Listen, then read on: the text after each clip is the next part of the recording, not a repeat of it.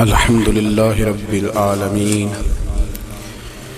والعاقبة للمتقين والصلاة والسلام على سيد الأنبياء والمرسلين وعلى آله وأصحابه أجمعين أما بعد أعوذ بالله من الشيطان الرجيم بسم الله الرحمن الرحيم يا أيها الناس اعبدوا ربكم الذي خلقكم والذين من قبلكم لعلكم تتقون آمنت بالله صدق مولانا العظيم وصدق رسولنا بلاغ المبين ونحن على ذلك لمن الشاهدين والشاكرين والحمد لله رب العالمين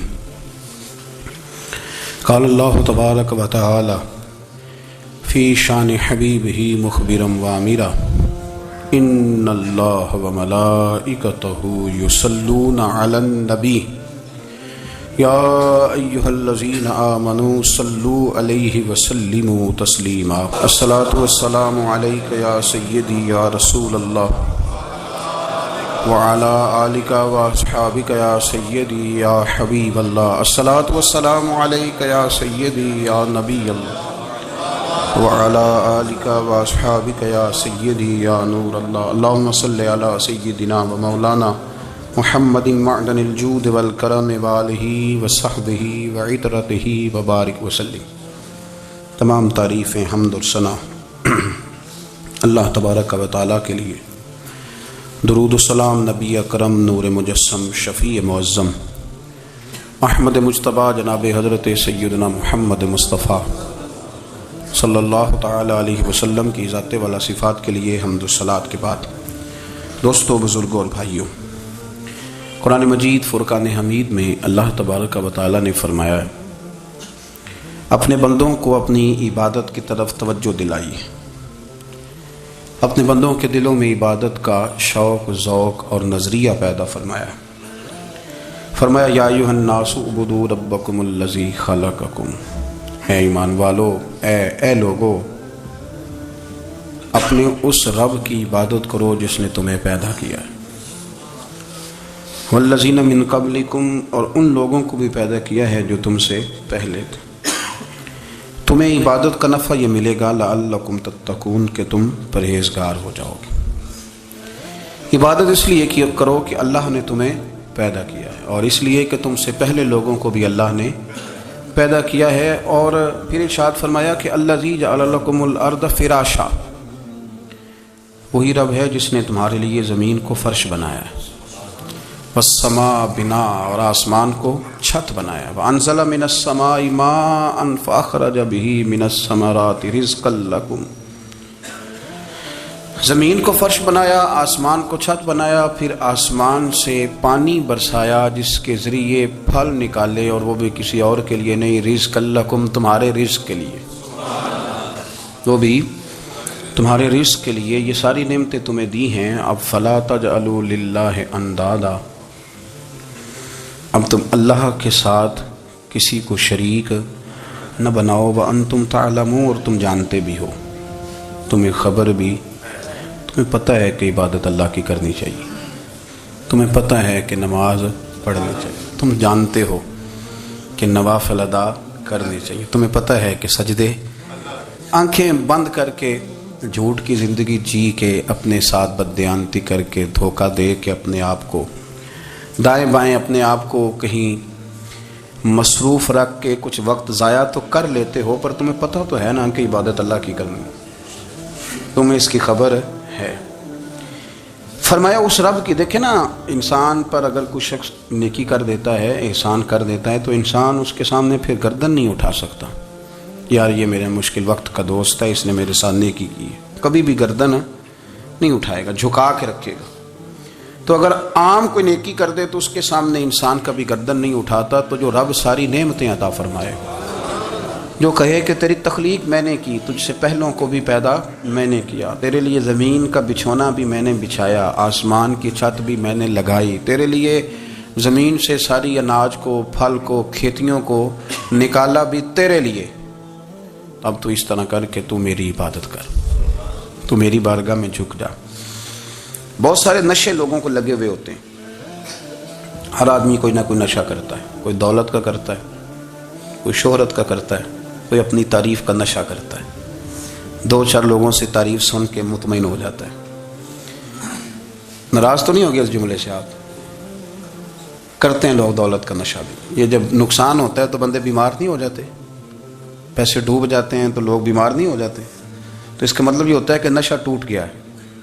اب بہک ہوئے ہیں نا تھوڑے سے تو کانپتے ہیں, تڑپتے ہیں, پریشان. نشہ ہی اسی طرح ہی کرتا ہے نا, نہیں ملتا تو پریشان ہوتا ہے. یہ سارے نشے ہیں, مختلف قسم کا نشہ. اب مانتے نہیں اس بات کو, تسلیم نہیں کرتے, کیونکہ تسلیم کرنا بڑا مشکل کام ہے. اس کے لیے تو بڑی ساری چیزیں جو ہیں وہ دبوچ کے اور بڑی سارے رستے پھلانگ کے آنا پڑتا ہے. تو بڑا مشکل ہے ماننا, ورنہ کرتے ہیں ہم. ہمارا مزاج ہے. یہ گھومنے پھرنے کا, دنیا دیکھنے کا بھی ایک نشہ ہے. یہ بہت ساری باتیں کرنے کا بھی ایک نشہ ہے.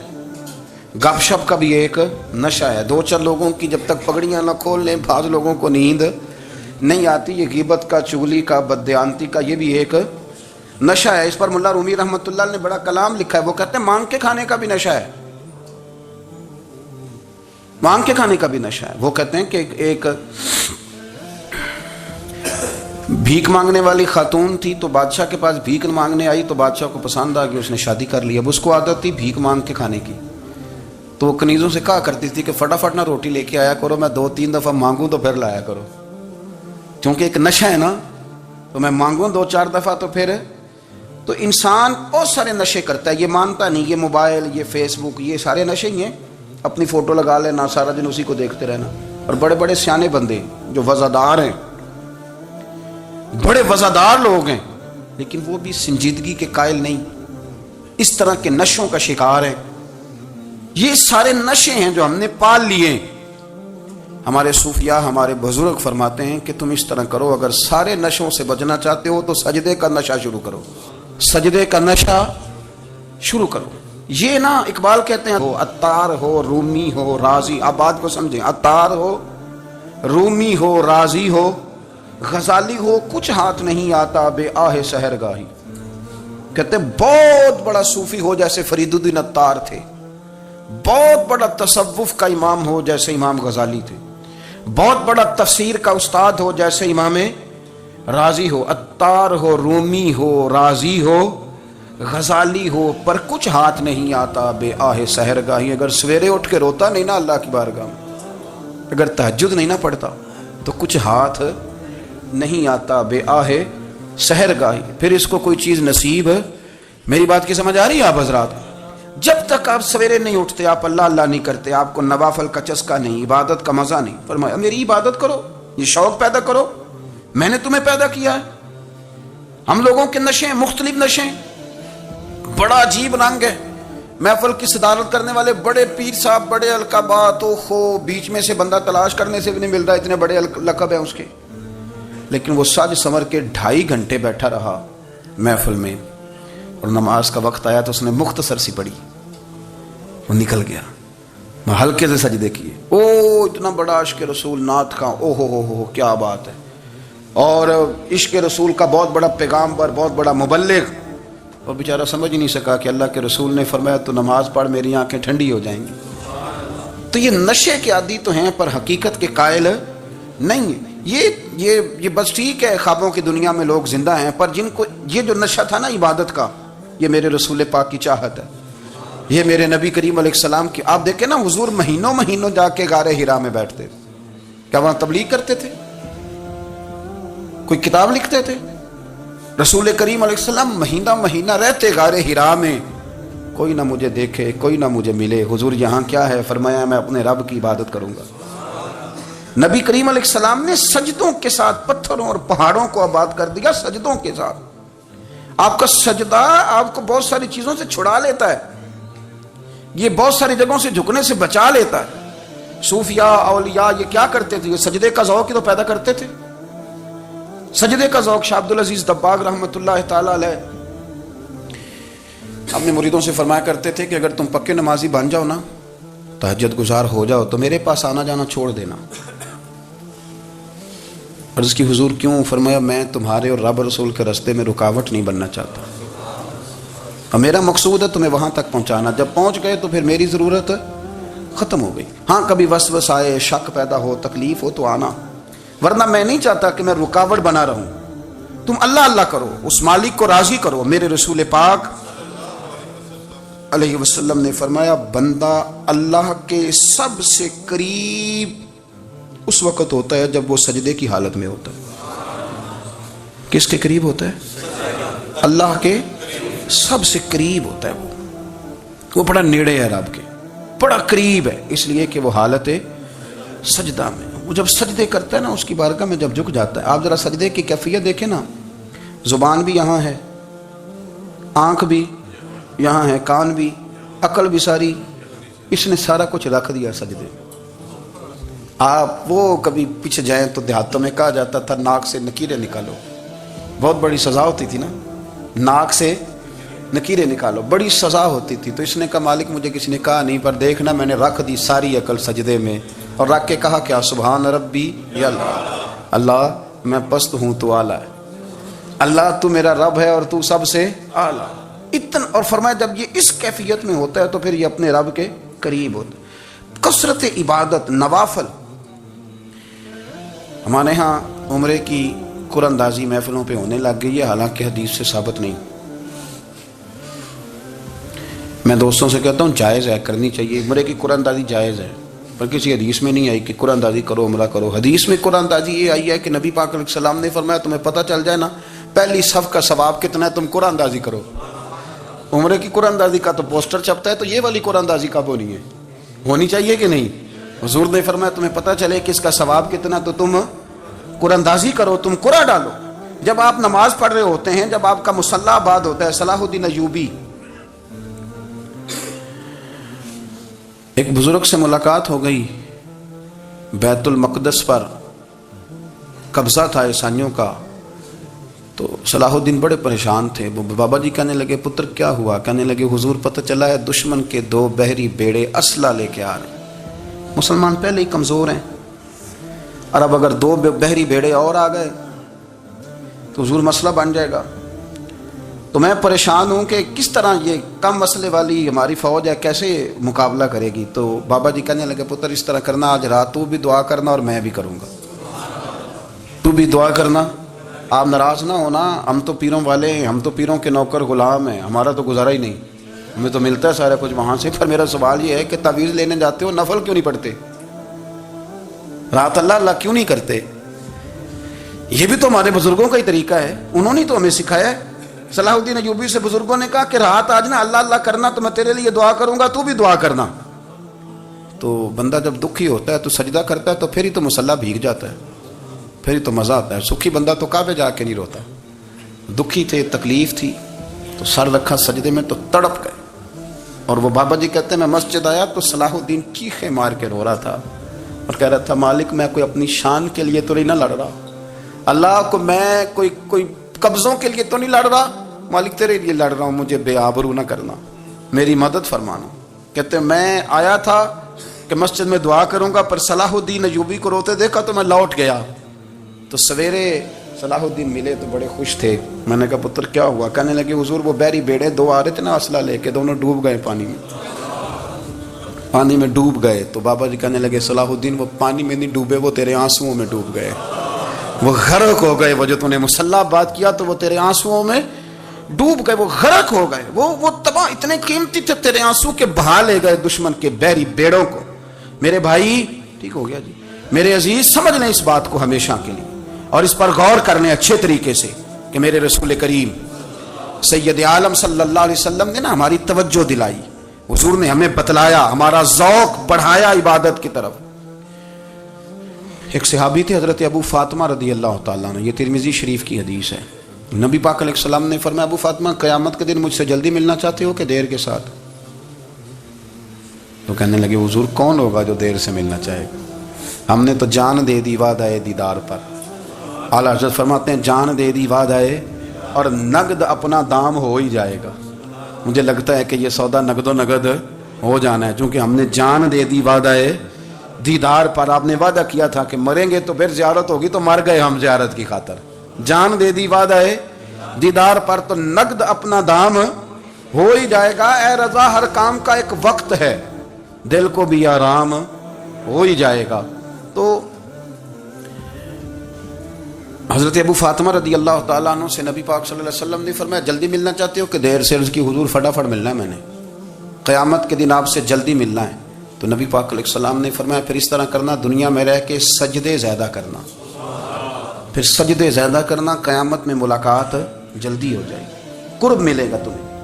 اپنے بچوں کے اندر دیکھیں نا، ہم شوق پیدا کرتے ہیں، ہمیں صحیح لفظ نہیں بولنے آتے پر ہم بچوں میں شوق پیدا کرتے ہیں کہ پتر ڈاکٹر بن جائے گا تو بڑا نفع کرے گا، تو لوگوں کی خدمت کرے گا، ملک و ملت کی خدمت کرے گا، تیرے ابا کا نام روشن ہوگا، تیرے دادا کی تعریفیں ہوں گی۔ ہم یہ ذوق پیدا کرتے ہیں، ہم اپنے نوجوانوں کے اندر یہ فکر پیدا کرتے ہیں، انہیں ہم سمجھاتے ہیں کہ میاں جب تم پڑھو گے، محنت کرو گے تو فلاں آدمی کی طرح تمہارا نام ہوگا۔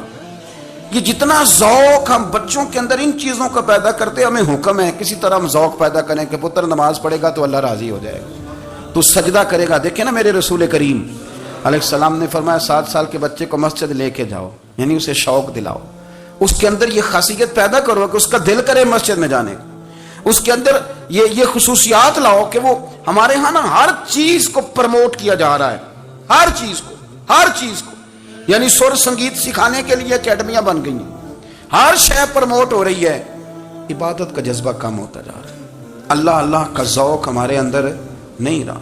اور اتنا مشکل ہم نے اپنے لیے بنا لیا ہے کہ وہ بندہ جو بڑی زبردست مذہبی گفتگو کر رہا تھا اور تگڑی بات کر رہا تھا، کیا بات ہے، لیکن نماز کے بارے میں کمزوری دکھا جاتا ہے، نوافل کے بارے میں وہ چپکے سے نکل جاتا ہے۔ امام احمد بن حنبل رحمۃ اللہ تعالی علیہ، مسند امام احمد بن حنبل 14 جلدوں میں ہے مارکیٹ میں، اور مجھے تو خیر پسند ہی پڑی ہے، میں نے کئی دفعہ پڑھی ہے۔ اور کیا بات ہے امام احمد بن حنبل کی، کیسے تگڑے قسم کے محدث تھے، اور اللہ نے کتنا انہیں اعزاز عطا فرمایا ہوا تھا۔ یہ کوڑے بھی کھاتے تھے دین کی خاطر، سارا کرتا لہو سے بھر بھی جایا کرتا تھا، بڑا اعزاز والا شخص تھے، بڑے اعزاز والے، حدیثیں جمع کرنا، حدیثیں لکھنا، حدیث پڑھانا، سارا دن رہتے تھے۔ کہہ سکتے تھے کہ میں کر تو رہا ہوں کام، اور حدیث بھی موجود ہے کہ عالم عابد سے افضل ہوتا ہے، پر اس کے باوجود امام احمد بن حنبل رحمۃ اللہ علیہ 300 نفل فرض نمازوں کے علاوہ پڑھا کرتے تھے، 300 نوافل روز پڑھا کرتے تھے۔ ان کے بیٹے نے کہا ابا جی مکان خریدنا ہے تو کوئی جگہ کہاں کر کے لوں، بہت ساری آبادیاں، تو فرمایا پتر وہاں لینا جہاں مسجد قریب ہو۔ میرے رسول کریم سید عالم صلی اللہ علیہ وسلم اتنا پسند کرتے مسجد کو، اتنا پسند کرتے نماز کو، کہ رسول کریم صلی اللہ علیہ وسلم تہجد کی نماز بھی پڑھتے، پھر حضور فجر کی نماز بھی پڑھتے، نبی پاک وتر کو الگ کر کے پڑھتے، عشاء کے ساتھ نہیں پڑھتے۔ یہ تو ہم اس لیے اجازت دی ہمارے بزرگوں نے کہ بعد میں اٹھے گا کون علیحدہ وتر پڑھنے کے لیے، عشاء کے ساتھ پڑھ لیں۔ وتر پڑھتے، تہجد پڑھتے، فجر پڑھتے، اشراق پڑھتے، چاشت پڑھتے، پھر مغرب کی نماز کے بعد 6 رکعت اوابین پڑھتے، پھر رات کو صلاۃ اللیل پڑھتے۔ سیدہ عائشہ صدیقہ کہتی ہیں زمانہ سو جاتا اور میرے رسول مصلی بچھا کے کھڑے ہو جاتے، او یار کھیتی باڑی کر کے نہیں، محنت مزدوری کر کے نہیں۔ جناب عائشہ کہتی ہیں میں یہ بھی دیکھتی کہ حضور ایک آیت شروع کرتے تو ساری رات اسی کو پڑھتے، اور میری نظر جاتی تو قدم مبارک پہ ورم آ جاتا، یار نماز پڑھ کے اتنی مشقت کر کے، اتنی جد و جہد کر کے ورم آ گیا، یا رسول اللہ اتنی محنت کیوں کرتے ہو؟ فرمایا افلا اکون عبدا شکورا، کیا میں اپنے رب کا شکر گزار بندہ نہ بنوں؟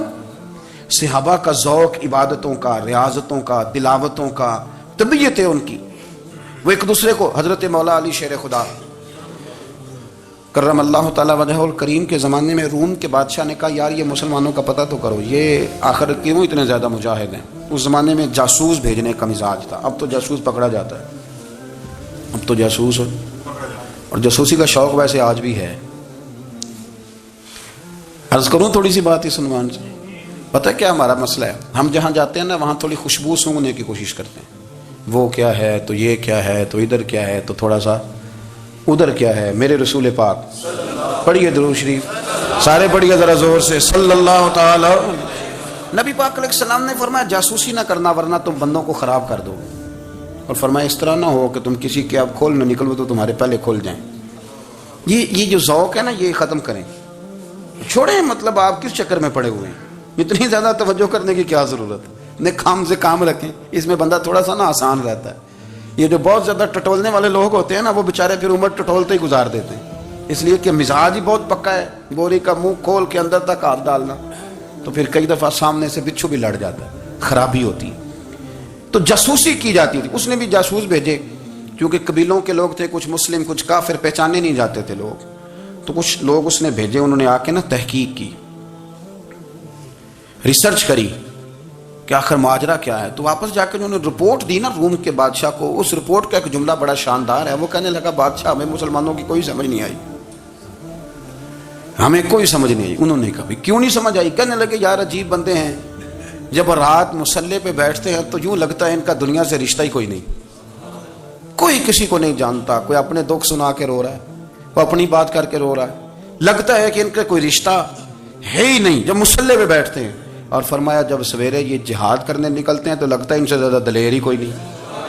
حالانکہ جو مسلوں پہ رونے دھونے کے لوگ ہوتے ہیں وہ کئی دفعہ جہاد میں کام نہیں کرتے، لیکن عجیب لوگ ہیں کہ رات کے راہب ہیں، دن کے مجاہد ہیں، کوئی سمجھ نہیں آتی. میرے عزیز، ان لوگوں نے مسلح آباد کر کے رکھا، تلاوتیں ان کا ذوق رہی، منظر روز پڑھنا، اسباق پڑھنا، وظائف پڑھنا، یہ ان کا ذوق رہا. اعلیٰ حضرت بریلوی رحمت اللہ نے 1000 کتاب لکھی ہے، لیکن الوظیفۃ الکریمہ کے نام سے جو وہ صبح و شام وظائف پڑھتے تھے وہ الگ انہوں نے ان کو بیان کیا، پابندی کے ساتھ اپنی اللہ اللہ کرتے. شیخ شہاب الدین سہروردی رحمت اللہ علیہ، اس پر ایک بندے نے اعتراض کیا. اس نے کہا جی آپ کس قسم کے صوفی ہیں، مرید بیٹھے ہیں اور آپ وہاں نفل پڑھ رہے ہیں. یہ بھی بڑا مسئلہ ہوتا ہے نا. جو بندہ ملنے آتا ہے وہ اپنے ٹائم کے حساب سے آتا ہے، اور پھر اس کا یہ بھی خیال ہوتا ہے کہ پیر صاحب جو ہیں وہ چونکہ درویش ہیں تو نہ انہیں روٹی کھانی چاہیے نہ سونا چاہیے، چونکہ وہ درویش ہیں، اور ہم چونکہ درویشوں کے ماننے والے ہیں لہذا ہمارا یہ طریقہ ہونا چاہیے کہ جیسے ہم کہیں درویش ویسے ہی کر جائے.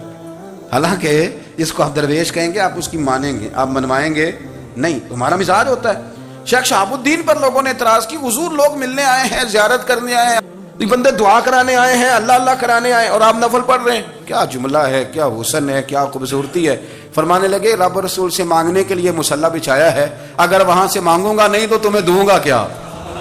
پہلے مجھے کچھ لے تو لینے دو، اگر میرے پلے کچھ ہے ہوگی تو آگے دوں گا نا. تو میں مانگنے گیا تھا کہ یا اللہ دے، تیرے بندے لینے آئے ہیں، دے تو میں کچھ لوں گا تو آگے دوں گا نا. لیکن ہمارا یہ سٹیٹس، یہ مزاج، یہ شعور نہیں ہے. گپیں، کہانیاں، داستانیں، گفتگو، خطابت، واز، کیا بات.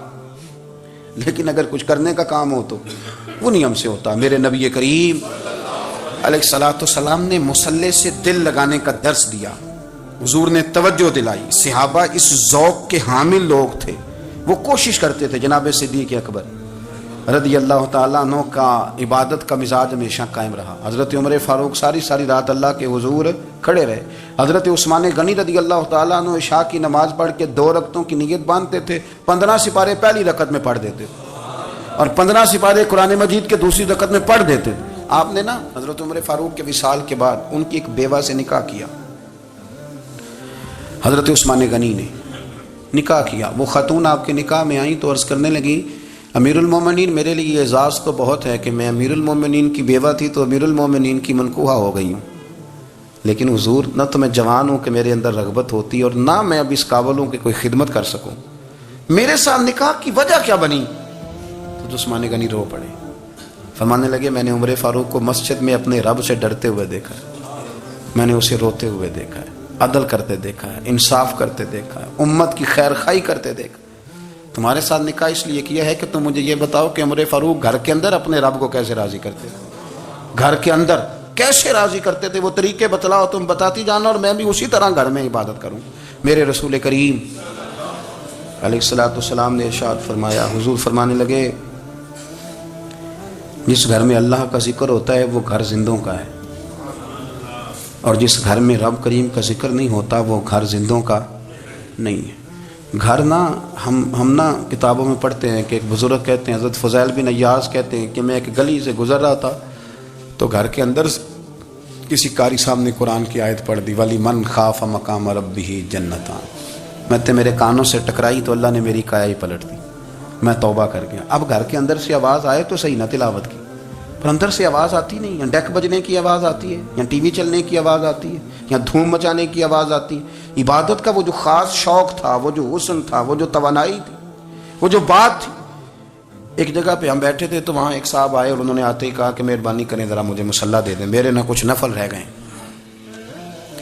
تو میں نے وضو کر لیا تو کوئی مصلی مل جائے. مصلی انہیں دے دیا گیا, وہ مصلی لے کے چلے گئے. تو پیچھے ایک صاحب نے تبصرہ کیا, کہنے کتنا ریاکار بندہ ہے, لوگوں کو دکھا رہا ہے کہ میں نفل پڑھتا ہوں, ہے کوئی بات کرنے والی. میں نے اسے کہا, میں نے کہا تو مہربانی کرنا اس طرح کی ریاکاری تو بھی کر, پکڑ مصلی اور جا تو بھی تھوڑی ریاکاری کر کے آ, اٹھ ذرا شکر کر. کوئی یہ ریاکار بھی ملا ہے, کوئی نفل پڑھ کے ریاکاری کر رہا ہے. اللہ کا میں کہتا ہوں کو پڑھے تو صحیح نہ یار, یہ کوئی دور ہے نفل پڑھنے کا, اس میں تو لوگوں کا مزاج ہی نہیں, طبیعت ہی نہیں. میں نے کہا چل مہربانی کر یہ لے مصلی اور تو بھی جا تھوڑی سی یا کر یا ریاکاری کرو تو صحیح نا, مزاج ہی نہیں, ذوق. جمعے کی نماز پڑھ کے یوں دنیا بھاگتی ہے, او ہو پتہ نہیں کون سی پیچھے آگ تھی جو بجھائی جائے گی. اور آج تک لوگ مسئلہ پوچھ رہے ہیں کہ جمعے کی بعد والی سنتیں کتنی ہوتی ہیں. میں نے کہا کتنے سال ہو گئے جمعہ پڑھتے, کتنے سال ہو گئے, ابھی تک سنتوں کا نہیں پتا. ابھی تک نے علم کے پہلے کتنی رکھتے ہیں اور بعد میں کتنی رکھتے ہیں. فجر کی سنتیں کب پڑھنی چاہیے, سنو فجر کی سنتوں کے بارے میں. میرے رسول کریم سید عالم صلی اللہ تعالی علیہ وسلم سے ایک صحابی نے پوچھا تھا, حضور میری فجر کی سنتیں رہ گئیں یا رہ جاتی ہیں تو حکم کیا ہے, کیا انداز ہے حضور کا. بخاری مسلم کے لفظ سنو, حضور سید عالم صلی اللہ علیہ وسلم فرمانے لگے. اس نے کیا پوچھا تھا, حضور جواب کیا دیتے, فرمایا فجر کی سنتیں کبھی نہ چھوڑنا, فجر کی پہلی 2 سنتیں کبھی نہ چھوڑنا. یا رسول اللہ صلی اللہ تعالی علیہ وسلم میری رہ گئی ہیں, رہ جاتی ہیں. فرمایا فجر کی 2 سنتیں نہ چھوڑنا. فرمایا فجر کی پہلی 2 سنتیں مجھے دنیا اور دنیا کے اندر جو کچھ ہے وہ سب سے زیادہ پیاری ہے. فجر کی 2 سنتیں دنیا اور دنیا میں جو کچھ ہے مجھے وہ سب سے زیادہ پیاری ہیں. اس لیے فجر کی سنتیں نہ چھوڑنا. اپنا ذوق, اپنی طبیعت, ہم نے نا ذوق غلط بنا لیا. اگر 20 بندے کہہ بھی دیں گے تو نے بڑی شاندار تلاوت کیا تو کیا اس سے بنے گا. 100 بندہ کہہ بھی دے تیری کیا بات ہے, کیا بات ہے نعت خاں کی, کیا بات ہے علامہ صاحب کی, پیر صاحب کی, پیر مہر علی شاہ صاحب رحمۃ اللہ علیہ. آپ تشریف فرما تھے تو آپ کے ایک ہی بیٹے بابو جی جن کو کہا جاتا ہے, جس دن صاحبزادے پیدا ہوئے تو خادم نہ وہاں سے نکلا. ان لوگوں کے شوق اور طرح کے تھے نا, تو ان کی توجہ بھی اپنے شوق کی طرف رہتی. تو خادم نکلا اندر سے, پیر صاحب مبارک ہو, پیر صاحب مبارک ہو, پیر صاحب مبارک ہو, پیر صاحب مبارک ہو. شور کر رہے ہیں. تو پیر صاحب کو وجد ہو گیا, اللہ اکبر, اللہ اکبر, اللہ. او کیا ہوا, کس بات کی مبارک دے رہے ہو؟ عرض کی حضور اللہ نے بیٹا دیا ہے. تو آپ فرمانے لگے اچھا حضور آپ کیا ہوا, آپ تو پریشان ہو گئے. فرمانے لگے جب تو نے 3 دفعہ کہا نا مہر علی کو مبارک ہو, تو میں سمجھا تھا شاید تجھے کسی نے بتا دیا ہے کہ مہر علی سے اللہ راضی ہو گیا. میں سمجھا تھا کہ شاید تو یہ خبر لے کے آیا ہے کہ کسی نے بتایا ہے کہ مجھے آج خبر ملی ہے کہ مہر علی سے رب اچھا پتر ہوا ہے, الحمدللہ اللہ کا شکر ہے. پر میرے لیے مبارک کا دن وہ ہوگا جب میرا رب کہے گا کہ میں مہر علی سے راضی ہوں. میرے محبوب کہیں گے کہ میں مہر علی سے. آپ بات کو سمجھیں, شوق ہی کسی اور طرف تھا, دل ہی کہیں اور لگا ہوا تھا, طبیعت ہی کہیں اور مائل تھی. کوئی وظیفہ پوچھتے تھے تو پڑھتے تھے وہ لوگ, کچھ اللہ اللہ انہیں بتائی جاتی تھی تو کرنے کا ذوق رکھتے تھے, طبیعت تھی, قائل تھے. حضرت ربیع کہتے ہیں میں بڑی دور سے سفر کر کے گیا حضرت اویس کرنی سے ملنے, بڑی دور سے. اور جب میں پہنچا تو فجر کا وقت تھا. تو حضرت اویس کرنی کو میں نے پا لیا. تو وہ نماز پڑھ کے نا قرآن شریف لے کے بیٹھ گئے. فرماتے ہیں اشراق چاشت کا وقت ہوا تو نفلوں کی نیت باندھ لی. محدث ابن الجوزی نے لکھا ہے, فرماتے ہیں پھر جب زوال کا وقت ہوا تو مسجد میں جھاڑو دینے لگ گئے. زور کی نماز پڑھ کے تو عصر کی تیاری تک وہ مسجد میں بیٹھے رہے. اور میرے نبی پاک علیہ السلام نے فرمایا جو نماز کے انتظار میں بیٹھا ہو وہ نماز ہی میں ہے, وہ نماز ہی میں ہے. فرمایا میری دنیا میری امت کی جو رہبانیت ہے نا وہ اتنی ہے کہ نماز کا انتظار کرے. اذان کے بعد نماز کا یہ راہب ہے, یہ اس وقت چھوڑ کے بیٹھے ہیں سارا کچھ. فرماتے ہیں عصر تک انہوں نے اللہ اللہ کی, پھر مغرب تک کی, عشاء کی نماز ہوئی تو نماز پڑھی تو وہ تھک گئے. اب مجھے وہ فارغ ہوں مصلی چھوڑے تو میں ملاقات کروں نا. یہ آپ حیران نہ ہو کہ اتنی دیر بندہ کیسے اللہ اللہ کر, ہم نے کی نہیں نا اس لیے ہم پریشان ہیں. جو عادی ہوتے ہیں وہ کر بھی لیتے ہیں. وہ یہ کام, میری بات کی سمجھ آ رہی ہے؟ جب جاتے ہو کسی دفتر میں تو 8 گھنٹے کھڑے رہ لیتے ہو نا, مجبوری ہوتی ہے تو کھڑے رہا جا سکتا ہے. پاسپورٹ کے دفتر بولیے, امیگریشن کی لائنوں میں اور میں نے تو ایمبیسیوں میں بندے 12-12 گھنٹے پہلے جا کے کھڑے دیکھے، رہ لیتے ہیں کھڑے. تو اگر ان کاموں کے لیے رہا جاتا ہے تو اللہ رسول کے لیے بھی کھڑے رہا جا سکتا ہے. تو فرمانے لگے کہ جب عشاء کی نماز کے بعد آخر انسان تھے، تھک گئے، نیند کا غلبہ ہوا، تو تھوڑی ایسے آنکھ بند ہوئی تو کھولی تو رونے لگے. حضرت ویسے کرنی، رو کے کہنے لگے مالک مجھے غافل تو نہ کر، ابھی میں نے کیا بھی کچھ نہیں، دن ختم ہو گیا، کوئی نفل نہیں، کوئی اللہ اللہ نہیں، اللہ مجھے غافل نہ کر، میری مدد فرما. فرماتے ہیں جب وہ روئے تو میرے ساتھ جو شخص تھا، میں نے کہا اٹھو چلیں. کہنے لگا حضور ملا نہیں. فرمایا جو میں لینے آیا تھا وہ مجھے مل گیا، جو میں ان سے سیکھنے آیا تھا وہ مجھے نصیب ہو گیا، اب اور میں نے کیا لینا، ختم ہو گئی بات، اٹھو چلیں. اللہ کے بندوں نے حضرت ربیہ بن کعب اسلمی رضی اللہ تعالیٰ عنہ فرماتے ہیں، کہتے ہیں جب بنو قریظہ اور بنو نذیر یہودیوں کے ساتھ حضور علیہ السلام نے جنگ کا اعلان فرمایا تو وہ دشمن ہو گئے. ہمیں خطرہ تھا کہ وہ رات کو کہیں محبوب کو تکلیف نہ دیں، تو کچھ لوگ نا تلواریں لے کے نبی پاک کے دروازے پہ پہرے داری کرتے تھے. گن مین رکھنا حرام نہیں، اگر کسی کو واقعی خطرہ ہو تو اس کے لیے سنت بھی ہے. حضرت علی المرتضیٰ تلوار لے کے حضور کے گھر کا پہرا دیتے تھے. حضرت ربیہ بن کعب اسلمی رضی اللہ تعالیٰ عنہ فرماتے ہیں کہ رات میری ڈیوٹی تھی کہ میں حضور کے گھر کا پہرا دوں گا. تو فرماتے ہیں میں باہر سن رہا تھا، ساری رات ہی میرے نبی پاک نے اللہ کی تسبیح پڑھی، ساری رات، کبھی تسبیح، کبھی تحلیل، کبھی تحمید، کبھی تکبیر، ساری رات. فرماتے ہیں ساری رات حضور پڑھتے رہے اور ساری رات ہی میں سنتا رہا. مجھے اونگ آ گئی، میری آنکھ لگ گئی، حضور ابھی پڑھ رہے، میں تھک کے سو گیا. اور فرماتے ہیں جب میری آنکھ دوبارہ سے کھلی تو میرے کانوں میں پھر کوئی چیز گونجی تو میں نے کان لگایا تو میرے حبیب ابھی بھی اللہ کو یاد کر رہے. ساری رات حضور رب کی عبادت کرتے سو. اسی لیے تو کہا یا ایھا المزمل قم اللیل الا قلیلا، حبیب ساری رات تو نہ جاگا کر، تھوڑا آرام بھی کر لیے گا. میرے بھائی اپنا مصلی، اپنی عبادات، اپنے وظائف، اللہ اللہ جو آپ نے کسی سے سیکھی ہے اس کو کبھی کمزور نہ ہونے دیں. شجرہ شریف جو کسی بزرگ سے آپ لے لیتے ہیں تو کیا رسم ہے کوئی؟ اس پہ کچھ لکھا ہوتا ہے، وہ پڑھنے کے لیے دیا جاتا ہے. اس پہ لکھا ہوتا ہے کہ یہ اللہ اللہ آپ نے کرنی ہے. ساری زندگی کسی اسکول میں داخل ہو گئے اور وہاں جا کے آپ نصاب ہی نہ پڑھیں، کتاب ہی نہ کھولیں تو پاس ہو جائیں گے؟ تو کہتے ہیں میں 20 سال جاتا رہا ملا کچھ نہیں. تو آپ نے لیا کیا ہے؟ ایک اتنی سی کتاب تھی، اس کو تو کھول کے آپ دیکھ نہیں سکے، اس کے وظائف تک تو رسائی نہ ہوئی. اس لیے کہ اللہ اللہ کرنا مشکل ہے اور تصویر کھنچانا یہ آسان کام ہے. تو جو آسان ہے اس طرف ہماری توجہ لگی رہتی ہے اور جو مشکل ہے اس طرف ہم ذوق پیدا نہیں کرتے. یا ایھا الناس اعبدوا ربکم الذی خلقکم والذین من قبلکم لعلکم تتقون، اے لوگوں اس رب کی عبادت کرو جس نے تمہیں پیدا کیا اور تم سے پہلوں کو پیدا کیا، اس لیے عبادت کرو کہ تم پرہیزگار ہو جاؤ گے. مالک سمجھنے کی توفیق عطا فرمائے.